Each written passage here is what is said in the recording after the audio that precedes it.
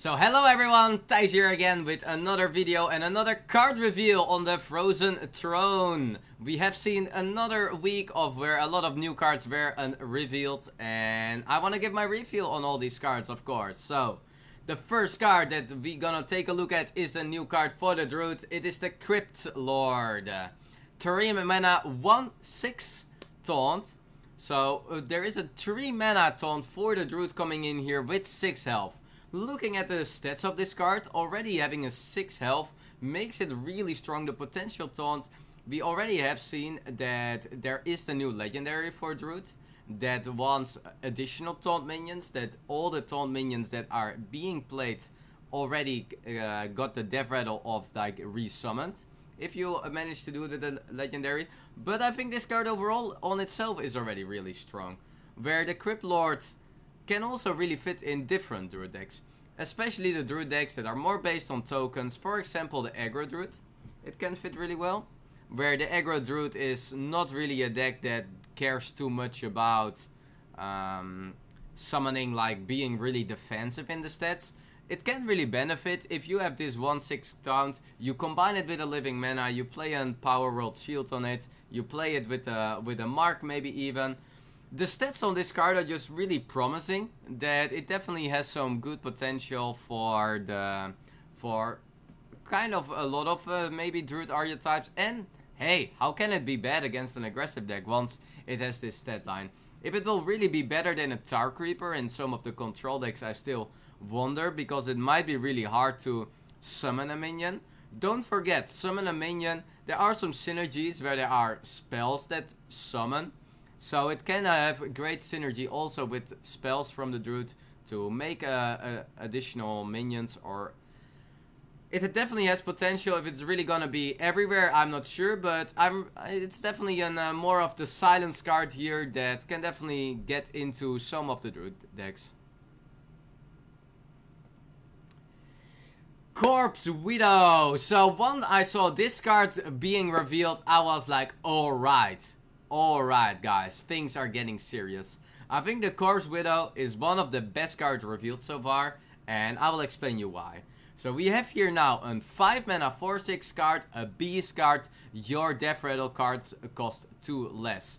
Your death rattle cards cost 2 less. That means that once you play this card, for example at turn 4 or turn 5, turn 4 with the coin, turn 5 for on itself, you can combine this card with a Kindly Grandmother. You can combine it afterwards with your high mains that are costing 4 mana. The Timberwolves or any kind of Death Rattle card, they will all cost 2 less. The stat line also being that it is a defensive stat line. If this card will be a 5 mana 6/4, I will maybe not being so hyped about it. But the way that a 5 mana card with 4/6, it being the beast, it being really dangerous also with cards like Houtmaster, it has to be removed directly. But it's just not easy to remove this card directly. And the potential of just playing 0 mana Kindly Grandmothers together with this, to have still the threat of putting additional Death Rattle cards on the board, I think this is really gonna be a strong card. I definitely think this is gonna make an Hunter seeing way more play. If it's gonna be a more Death Rattle Hunter, if it's gonna be a mid-range Hunter, if it's gonna be a more secret-based Hunter, I'm not sure. But this card looks really promising to me into the expansion.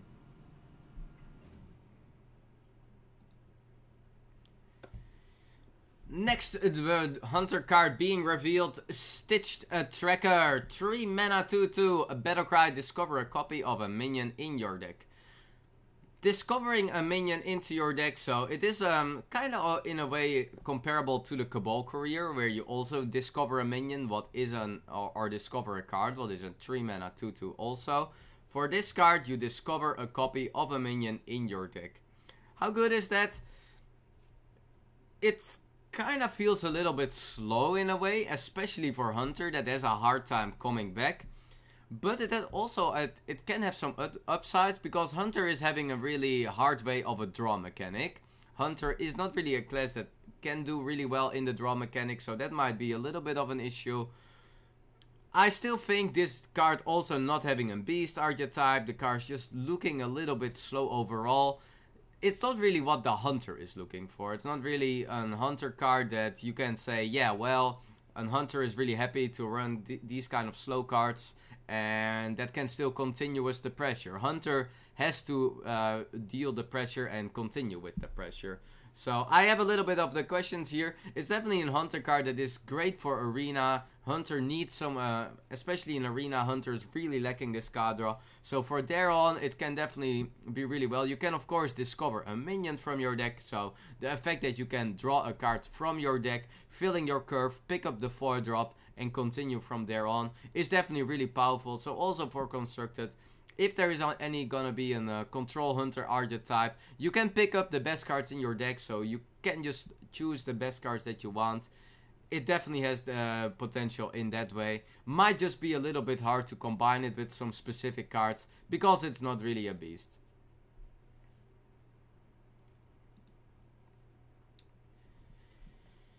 And so we go towards a mage, and what is this for a spell, guys? 8 mana, Glacial Mysteries. Put one of each secrets from your deck into the battlefield. So, kind of reminds me a little bit on Mistress Challenger in a way of put one of your secrets from your deck into the battlefield. It only costs 2 more and doesn't summon a 6/6. So there is a way where this card is a little bit weaker than Mistress Challenger. Of course, Mage Secrets are having a little bit more value. They are costing 3 mana each, where Paladin Secrets are 1 mana each. But kinda slow, isn't it, for 8 mana? It is a really late game card, so how reliable is it that at turn 8 you didn't really draw, and how many secrets of a mage do you want to play? I mean, some of the Mage Secrets you really have to overpay for. Do you really want to do that? You can consider, do you want to play it into a more already existing deck? But with also the Archaeologist being such a strong 2-drop now, do you really want to run this kind of card and just hope you don't draw the secrets? I really have my questions. There are also some effects where either of secrets can make you really disappointed by running this card. I definitely think this is a good card because it nerfs the Primordial Glyph a little bit, making a Kabbalist Tome, just making the power of the mage spells that I think are really, really powerful at the moment. Maybe it's a good balance towards that, and that is why I like that there are now some more expensive mage cards around, just to make these kind of effects for the mage a little less powerful, because it really feels super strong at the moment.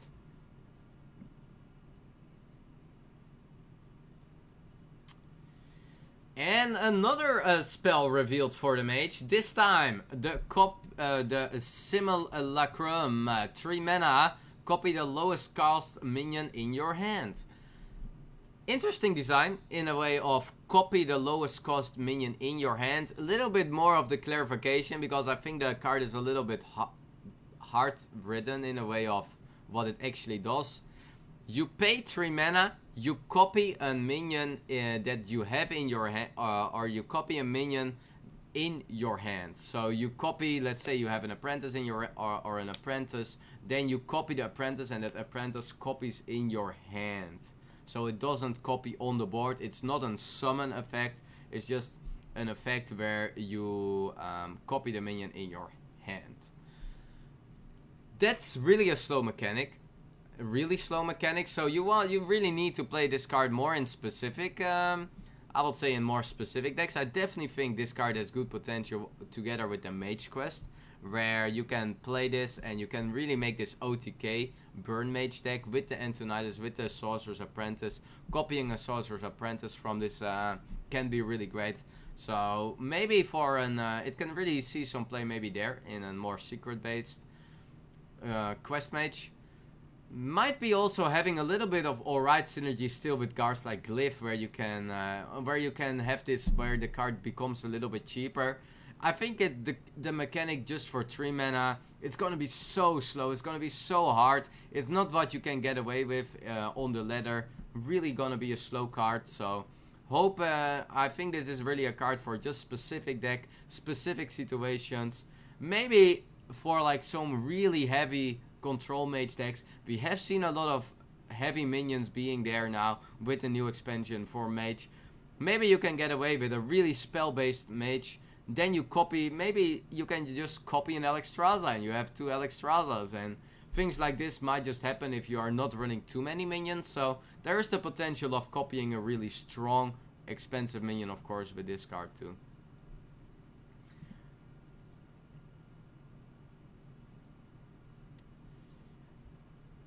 And another mage card revealed, another mage card that has quite some synergy with freeze effects.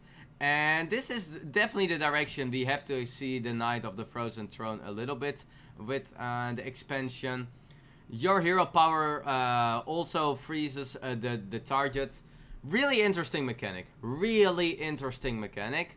2 mana, 1/3. Your hero power also freezes the target. So this is of course a card you want to combine with your hero power, and it can become quite annoying, to be honest. If you have this card, you are dealing, you are pinging one of your opponent's minion, you freeze it, and the potential of it doing it again, the potential of this being an elemental, the stat line is not as good as you hope from a 2-drop, so you're paying a little bit for the stat line of this card, but with the potential of it maybe dealing that damage, freezing an opponent, having some synergy with freeze cards. Hey, hello Shatter. Maybe we will see some Shatter some play, because to be honest, there start to be quite some freeze effects that are having a little bit more of a direct impact and a continuous impact.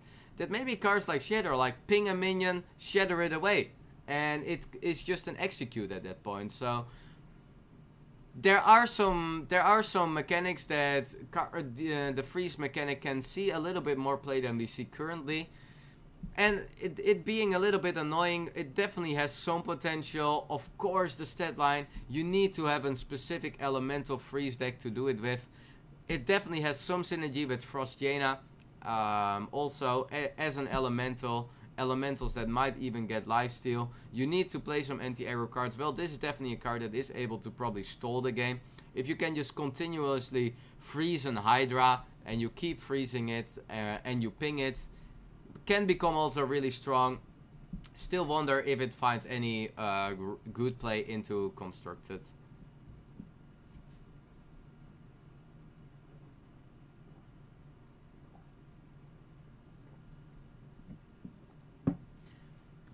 Next card is for the Paladin.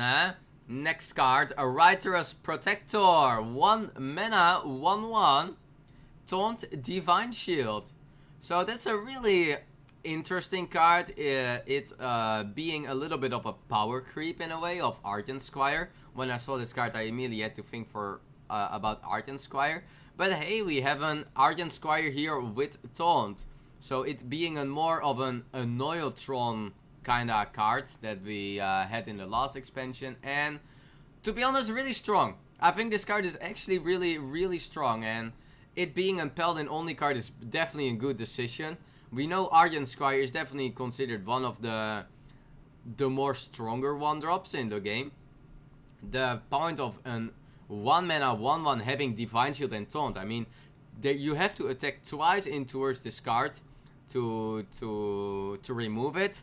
And I think it is just better almost than Annoyotron in a way of it just being 1 mana. Annoyotron, well, as a 1/2, normally you could connect into the Annoyotron with an 2 attack creature afterwards. But you just have to attack twice into this guy.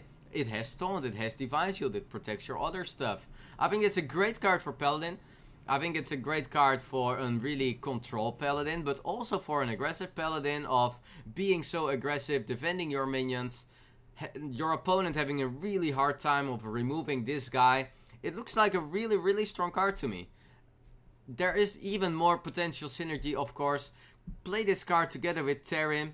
You have a Taunt and a Divine Shield now with a 3/3. So there is a lot of what a Paladin can also do. A lot of the buff cards have great synergy with this. This card having the Divine Shield. This card only costing 1 mana. Just with the Blessing of Kings. Just other buff cards. All the buff cards can synergize really well with this card, and I think as a 1-drop, as a Paladin card, this card has really great potential and will definitely see play in towards different paladin archetypes.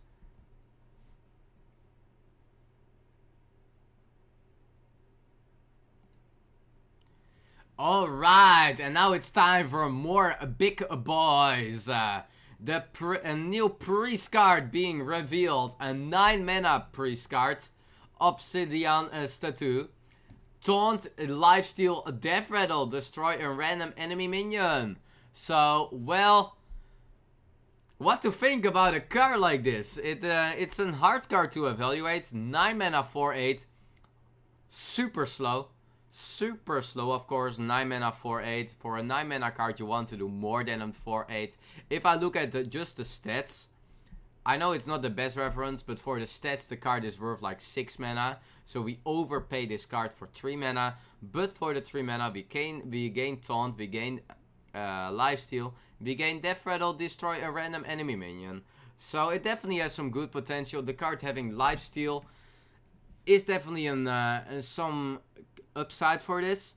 The only problem is, of course, this card is going to be really weak to hard removal. If this card is going to just be removed as a hard removal, you lose the lifesteal effect of the card, and the death rattle of destroy a random enemy minion. How consistent is that going to be? There are some great synergy cards, of course, with this, where it has already a little bit synergy with the death rattle mechanic of a quest priest, of the N'Zoth. Death Rattle can also be a really good card with N'Zoth. This is definitely the card that can make N'Zoth being consistent enough for Priest. Why can it be? Well, the card has already a Death Rattle mechanic, and the card has Taunt and Lifesteal. What is now the problem for Priest with N'Zoth is it is in a way too slow.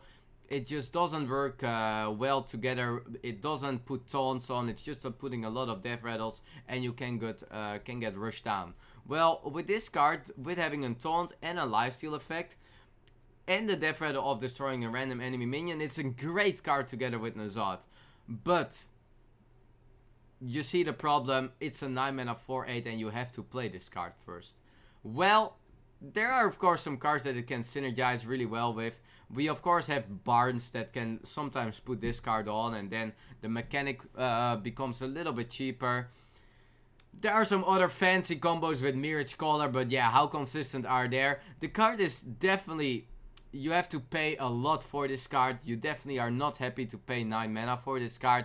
But with the hidden synergies with N'Zoth, with the hidden synergies of maybe other priest combos, there is potential. I'm not gonna rate this card out. I don't think it's a card that you should directly play in towards your priest decks, but I think this card can definitely be, once the meta is right for it, and if there are some priest combinations that can make this card really strong, this card has also huge potential. So we'll see how we see it play. Definitely a cool design.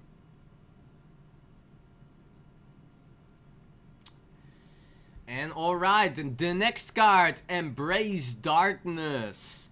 Choose an enemy minion at the start of your turn, take control of it. So we got our baby mind control here. Baby mind control. Choose an enemy minion at the start of your turn, take control of it. So it is a little bit more questionable of a mind control, because you have to, it only happens at the start of your turn, so your opponent still has a turn where it can attack, where it can do something with the card, it's removing your minion. You kind of have to play this card as a 6 mana card and not play any of your minions past your turn. And I don't think that is gonna be really consistent enough for Priest to do. It is a strong mind control effect, but the card seems really in a way slow. It's really a mechanic that is in a way inconsistent. Like, how often can you just pass your turn 6 to choose a minion that you then take over? I'm not sure if it's a better mind control. I'm really not so sold on that. There are matchups where this card can be great. I think definitely in the really heavy control matchups where you play a priest against a paladin and you do this on a Tyrion, you definitely benefit from it. But do you really then want to play this over mind control? That's still the question I have. Maybe your opponent has even a reasonable response with a silence, with a bounce back effect, or any effect at all. Maybe he can, you also have to make sure he's not able to trade away the minion itself. So I don't think this card is going to be any consistent, and I don't think it's going to get seen much play in Priest at all. Alright, and there we have the Priest Legendary of the set. And once I saw this card, guys, I just had to think, wow. That was just what I thought about this card. Wow. 7 mana, 4/6 Benedictus. Shuffle a copy of your opponent's deck into your deck. Well, looking at the card from the start, I don't think this card is good. I don't think this card is good. It's a 7 mana 4/6. Yes, you make your deck cooler, but how many decks are going to fatigue? I had to think a little bit of the Prince Malthassar effect, where it might look really good to your deck. It might look really good to new players that this card is see some play. But it is not an effect that is good currently in Hearthstone. The matches are just too fast. Meta is too fast, but in general Hearthstone is a tempo-based game. And this is not a tempo card. It's really slow. Yes, it's cool that you have now a bigger deck and you have more to play with. But it's probably not really benefiting you at all. There are of course some really cool synergies of course with this card, because wow, now you can really lock down some control matchups. If you just play this card, well, you have a really great matchups against control warriors. You have a great matchup maybe in the mirror. Well, I don't know how great your matchup is in the mirror when your opponent might also play this card. You don't really make your Jadred matchup, I think, better, because well, Jadred is still really punishing towards control decks. But there is definitely potential in an existing meta where matchups are really slow. The design I kind of like in a way of, wow, matchups can really go unlimited. Like, imagine you play the Fatigue Warrior that keeps shuffling his own deck into his own deck, and you play this card. Well, matchups can go really long. So it definitely is a cool deck. We can definitely make a lot of fun with this card. If it's gonna be any consistent towards constructed decks, I really have to see, because the effect on 7 mana 4/6. I'm actually happy this card is kind of like a 7 mana 4/6 and not better, but yeah, it's really slow, and it really reminds me a little bit of the Prince Malthassar, where it looks really it's a really cool design, but constructed wise the card is not a card you will see much play.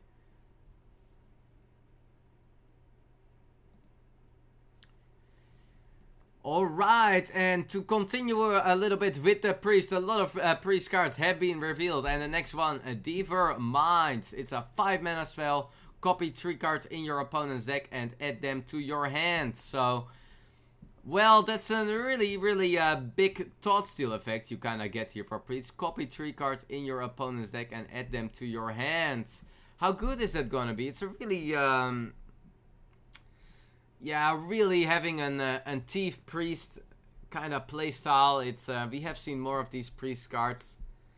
I'm not so sure if this is really the direction you want to go with as a Priest. Like, how consistent is it to copy cards from your opponent? I don't think this card is going to be being really good. Like, 5 mana, copy 3 cards in your opponent's deck and add them to your hand. I mean, it's a really slow card to just copy 3 cards. It's a really tempo loose, this card. We have seen it's a little bit of Hearthstone nature that the cards that are so expensive and losing you even tempo, like, when can you get away? You need to be reactive at turn 5 as a Priest to deal with your opponent's board. Normally the last thing you can get away with is playing a 5 mana card to just copy 3 cards and them not playing on the board, no, them adding to your hand. We have seen better cards already revealed. I will say the 4 mana card for Priest looks really promising, where you discover a minion and that already summons on the board. That I think is a strong card. I don't think cards that are so slow, yes, they are great value, but at some point the great value you gain has to have influence in a tempo-based meta too, or a tempo-based archetype, and that I don't really see with this card.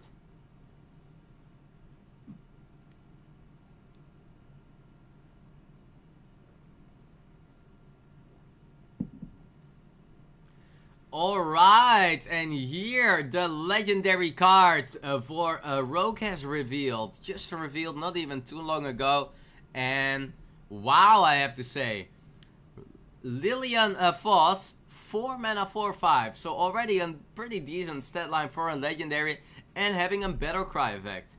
Replace spells in your hand with random spells from your opponent's class. So... well, we get a little bit more of this replace spells in your hand with random... like, the effect, of course, it is having some randomness into it. But there is a little bit of some hidden skill behind it too of... well, maybe you want to now play your good spells first. And if you have some bad spells left from your Swashbucklers or Hucksters... if you have some spells as an from the Razor Pedal, something like that, and then being able to replace them in your hand with random spells, it definitely has potential. It also definitely has a more potential in a more of a Thief Rogue archetype where you already play with Swashbuckler, you play with the Huckster, you play with the 5 mana card that makes every card of your opponent 2 cheaper. So now you are able to really replace your spells with opponent spells, make them cheaper afterwards. I definitely see potential for this card. I definitely think this card is going to be seen play in Rogue. I think it's a good card for Rogue to play. The stat line is already alright. It is a battle cry effect. You can get away from really bad spells from either your opponent or from yourself. The card, of course, is in some way lacking a little bit consistency because random spells are having a really wide range. Can be a really annoying card to play against because, well, the range that your opponent now can have in hand. Like, if you're now gonna play against a Rogue, what can he have in the hand? He can have everything. So that is definitely a dangerous way of looking at the card, and that makes the card maybe even a little bit stronger because it can be really hard for your opponent to deal with. It can maybe... I'm a little bit scared that this card can be a little bit frustrating to play against. We'll see, but definitely looks like a promising legendary to me.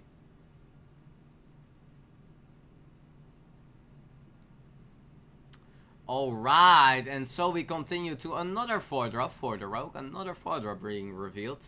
Rogue definitely in some need of 4-drops after Tom Pillager rotated out.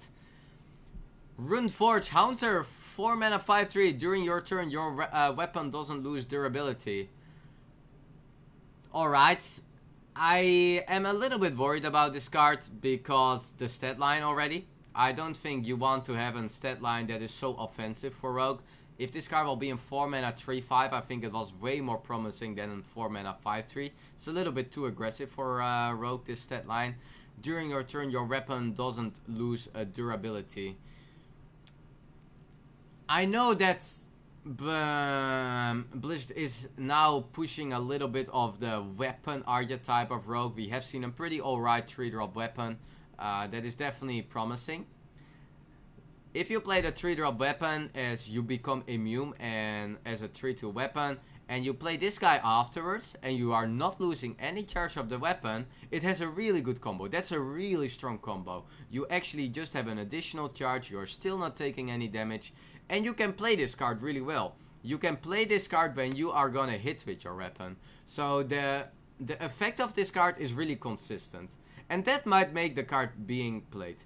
Because of the effect of this card being really consistent, that you know you're just gonna play this card and make sure that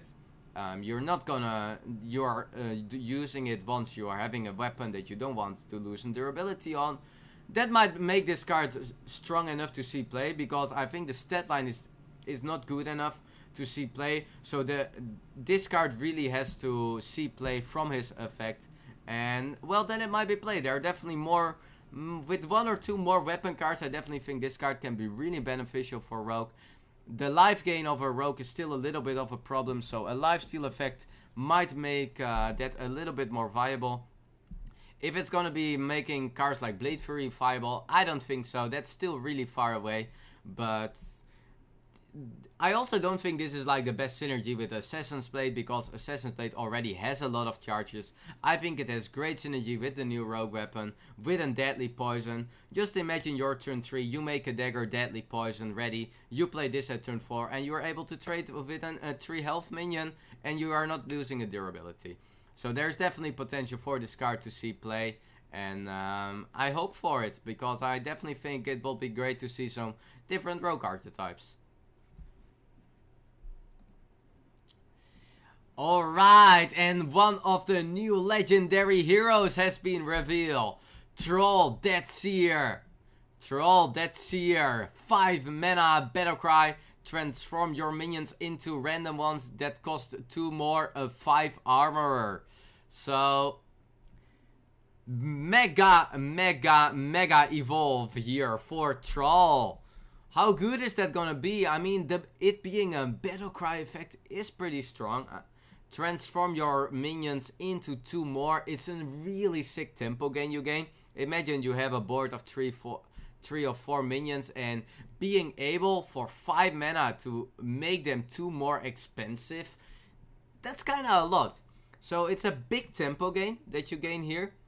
You gain 5 additional armor. What, well, sure, can be definitely nice. The effect is really strong. Now we go also towards the hero power. Let me see. No, it's not under here. The hero power becomes 2 mana. Your minions can now evolve for, or you're able to evolve your minions. For 2 mana, you can choose a minion and you let it evolve to 1 more. That costs 1 more. If that hero power is any good, I actually have questions about. I actually don't think that hero power is much better than the Shaman hero power. It might be actually weaker. Paying 2 mana for an evolve mechanic is kind of a lot. So I don't know. I'm actually not sure if it's the random effect or if you can choose. But having to pay 2 mana for that evolve mechanic of evolving a random minion, I actually think it is a random minion. That's kind of expensive. Like, you probably prefer having a hero power where you just get a totem. So that being a little bit, you also need to have minions that you can evolve. If you don't have anything, well, then you just don't have a hero power.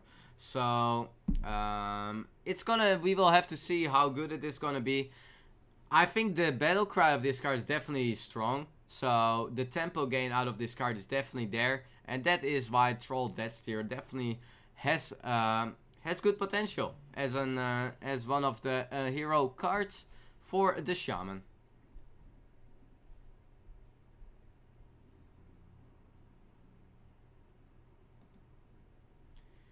Alright, and going towards the next card, it is a Warlock card. 2 mana 2/3 Gnome and 2 mana 2/3 Gnome. Battlecry, remove the top card of your opponent's deck. So there has already been quite some talk about this card where people really are in love with this mechanic because they can use it against some specific combos. But I am not so I am not really on the hype train of this card so much. I actually think this card is pretty bad. I actually read this card as a River Crocolisk. And sorry if I disappoint you with that, but this effect is just not a strong effect. It is the same way of you can as well remove a really good card of your opponent as removing a really bad card of your opponent. It's kinda in the way that how there was with an Fel Reaver. So I think this card is not really something, and that is only in the matchups. Yes, there are definitely some matchups that have these specific combos like OTK Mage, and then you probably are happy to play this card. But in general, as a consistent Warlock deck, this is not a card you want to play. This is maybe a tech card you can put in for specific matchups to be it alright. But in other matchups, it's just going to be in River Crocolisk. It's just going to be in 2 mana 2/3. Where, yes, you remove a card, but that can be a good card, that can be a bad card. Hearthstone is still such a tempo-based game that removing a card from your opponent's deck doesn't really do much. It is just not an effect that is... is gonna be any consistent, and even removing the top card, yes, there is gonna be out that it's gonna be removing the card that you are hoping for, but as good as a card that you are not hoping for. So I really don't think this card is gonna be seen played in current Warlock decks. It's really gonna be a tech card you're gonna put in for specific matchups.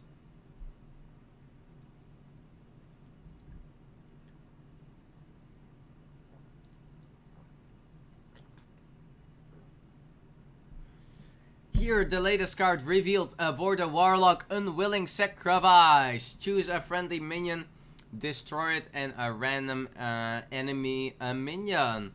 So we have here a sacrifice that first you remove one. You choose a minion. You can choose your minion that dies, and then you have a random so kind of like a deadly shot effect of removing an enemy minion. You just play a deadly shot. On its own, that is pretty weaker than you would have with current removals. Warlock has reasonable removals, but yeah, alright. It's a weaker deadly shot in that way, but there of course is also good synergy. We don't play this card to remove our best minion. No, we can play cards that we want to remove. We can play cards with death rattles. We can play cards that are, for example, eggs that are actually beneficial to remove. So this card is definitely has some synergy as a really good removal card in a more death rattle based, egg based Warlock deck, sacrifice Warlock deck, maybe even you can call it now with this card. So yeah, that's not a card you should underestimate, because on its own this card looks really weak, but in a deck where you have cards with death rattles or cards like eggs that you want to remove, I definitely see some good potential.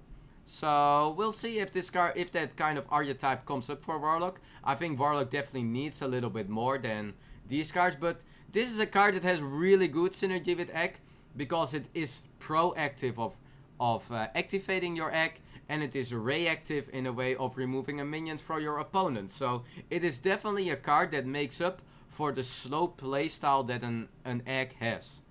And that's why I think this card can definitely see some play, if Warlock can get there.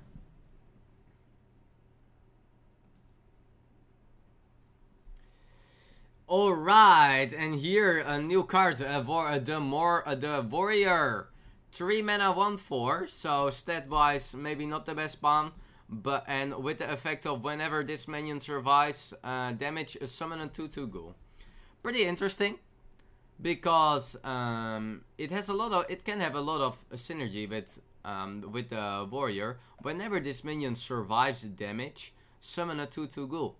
Well, there is a lot of ways that Warrior can also deal damage to his own cards with the wind effects, with the weapons now. We have seen a really good weapon for Warrior as a 4-drop. And it kind of reminds me a little bit on a baby Grim Patron, in a way of, well, you can get quite some 2/2 ghouls.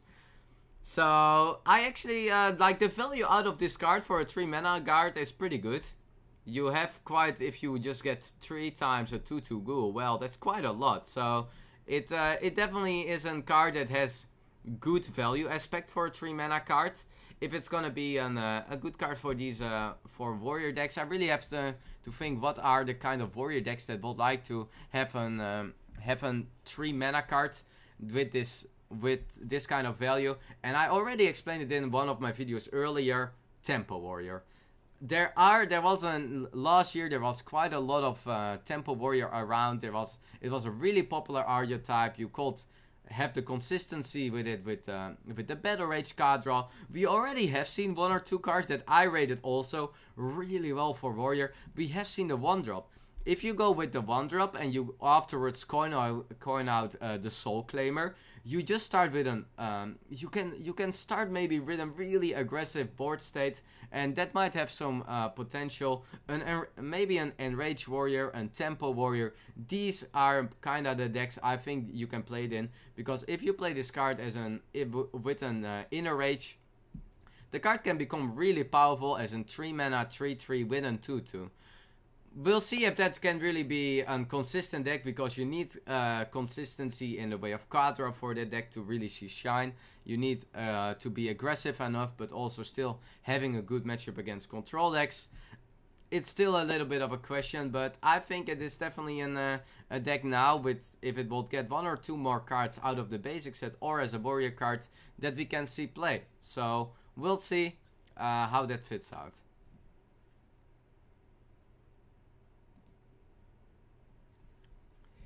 Next card, going to the neutral card, Stomp a Lurker. Add a random Death Rattle minion that died this game to your hand. 5 mana, 5/3. Add a random Death Rattle minion that died this game to your hand. So it's a 5 mana, 5/3. Draw a Death Rattle card. 5 mana, 5/3. In a way, it is kinda maybe being a little bit comparable to Azure Drake, but it's not on that level. It being a 5 mana 5/3 is a really weak stat line. 5 drops that don't really want to have this stat line.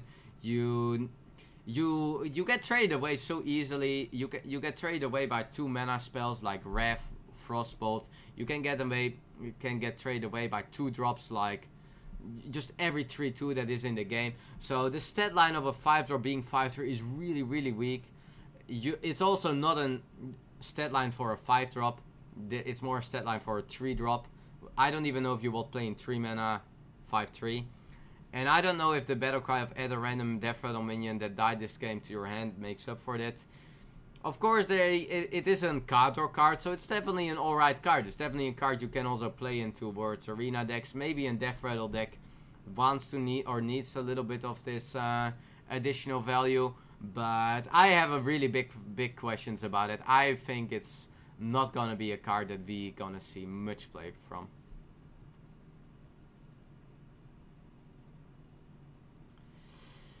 Alright, and so we have a new card, a new mech actually. Haven't seen much mechs, but here is one.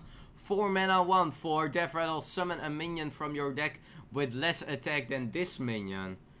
Well, I mean, that's really a slow card. I mean, 4 mana 1/4 is already really slow, and then it being a Death Rattle. So this card has to die first to summon a minion with even less attack. I mean, whoa guys, whoa. That's really, really slow. What do you even want to summon from this? I mean, you need to have like some really, really strong cards that have 0 attack that to summon. So, yeah, well, like there is the Validated Doomsayer that's, I guess, has some synergy, but guys, we play a 4 mana 1/4 here. I mean, come on. A 4 mana 1/4. If it was a battle cry, I was already worried about this mechanic. But yeah, Doomsayer, maybe Lightwell can have some synergy. For me, it looks for now a more Dust Wagon. I think he's mainly carrying Dust and not really carrying a 0 attack minion, but maybe I get surprised. Maybe there are some buff decks that can get away with this card. Shaman has some good. Shaman actually has some good synergy with it, with all the totems, and maybe with a Flame Tongue totem it can add pressure. But otherwise, yeah, maybe it's a Shaman. Maybe in Shaman it has some synergy, but I still don't think you want to play into it. So yeah, looks a little meh to me. Alright, next neutral card, Corpse Razor, 5 mana 3/3. Battlecry, give a friendly minion Death Rattle, resummon this minion. Alright, so, well, of course this card stat-wise is really weak. 5 mana 3/3 is really weak, but a Death Rattle or a Battlecry effect of Death Rattle, resummon this minion. So you definitely want to play this on minions that you want to really resummon. There are some cards that have pretty great resummon effects. So, but do you really want to pay so much for it? the only ways I can really see cards like this being really working well also in tempo perspective is, let's say you played Barnes, you have a really strong 1 mana, or you have a really strong 1/1 there with a death rattle mechanic already, and then you also play the Corpse Raiser on this. Then you can you get another one. So let's say you play this in a Hunter deck, you get your 1/1 Kindly Grandmother, your high main. You give it also the resummon effect of resummoning this minion, and suddenly you get a full high main there, and you get already a death rattle being proc. So that is the only way that I can see this card being really work, and I'm a little worried about the consistency of this card to see any play. But there is definitely synergy where the card has something. I'm just too worried about the consistency, and I think it's hurting your deck more than it benefits you more than playing a 5 mana 3/3.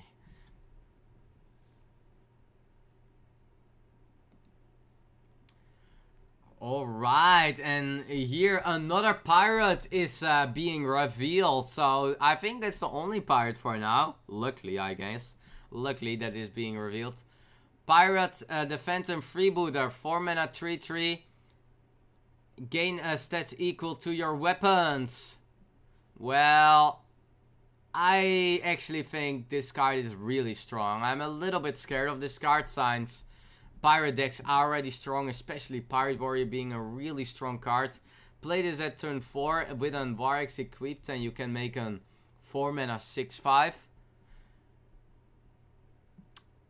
Yeah, it definitely has good synergy with already the current Pirate Warrior deck too.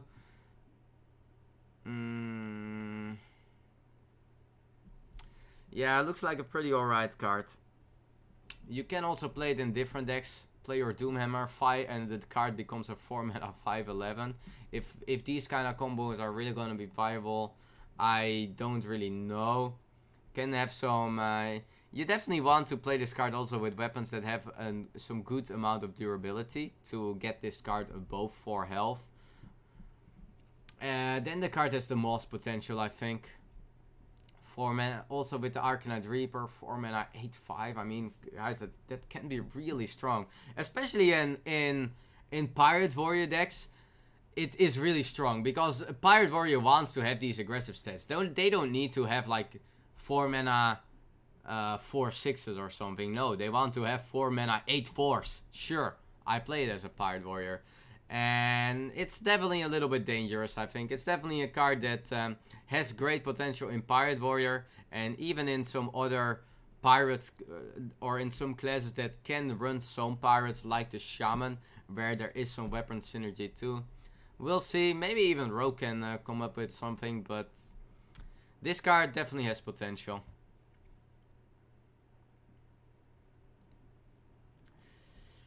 Alright, next card, next neutral card, Mindbreaker, 3 mana 2/5, hero powers are disabled. Hero powers are disabled. Really interesting card. A really interesting card of hero powers are disabled. I already think that this card came a little bit in the set of for the hero powers that some of the hero cards are gonna have.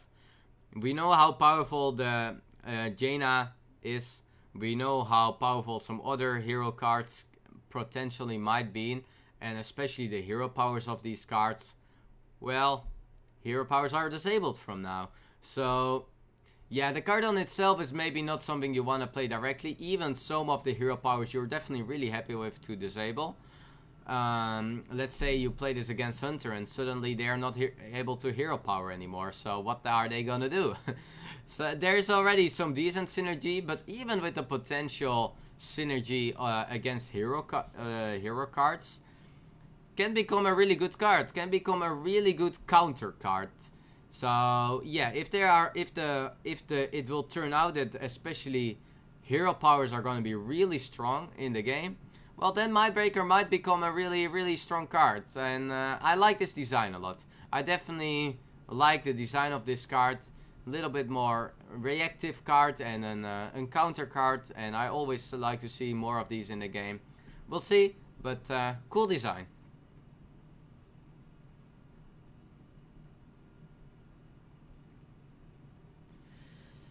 Alright, and the next dragon, Cobalt Scalebane, 5 mana 5/5 dragon, so stat wise alright, not too bad.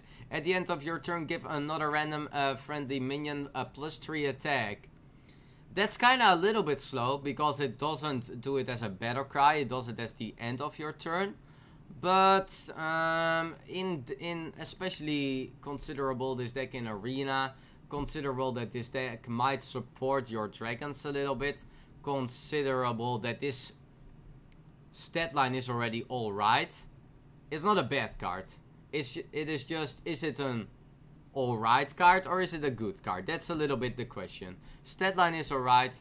I definitely think it's kind of some of these cards that can really make his shine into Arena, where it's so trading based that still giving a minion a buff on the end of your turn, because it still does it already from the start. You play this card and it's gonna be a +3 attack at the end of your turn, so you don't have the benefit yet, but your opponent still has to deal with it. It's an alright card. If it's gonna find any way in, like, dragon decks are not really anymore there after a lot of the dragons rotated out. But it definitely has potential in also more aggressive decks, tempo-based decks. I definitely see potential for this card. And there is still some synergy in dragon decks around. And this dragon is okay, so I can definitely see it, some play there. And the last card for now that we have to reveal is the Sunborne Val'kyr. Battlecry, give addition, give minions +2 health. 5 mana 5/4. Give the minions next to it a +2 health. Has potential. Another really Arena card, base card in my opinion, where this kind of effect can become really, really alright. You overpay this card, I guess, for 1 mana, but this Battlecry can make up for that 1 mana. I can see this card doing a decent job in that. So, but yeah, it's really an Arena-based card. It's just an alright card. It's another card that it cannot be bad, but is it really gonna be nuts? I don't think so. So it's not a card that you're gonna see a lot in Constructed. Maybe it has some cards where this plus health can be really nice, and then it works. But otherwise, this is just a card that can just do a really good job in Arena, I would say. So yeah, that was the card review for here, guys. As the end of the review, I want to let you know that now the Knights of the Frozen Throne packs are still available for pre-purchase. Where you normally buy 40 packs for €50, you now gain for the same price 50 packs. If you do this towards Amazon coins, you can even save yourself an additional on it. So I will link it here down in the description. Definitely worth to check it out. And that was the review for me. Thank you so much for watching.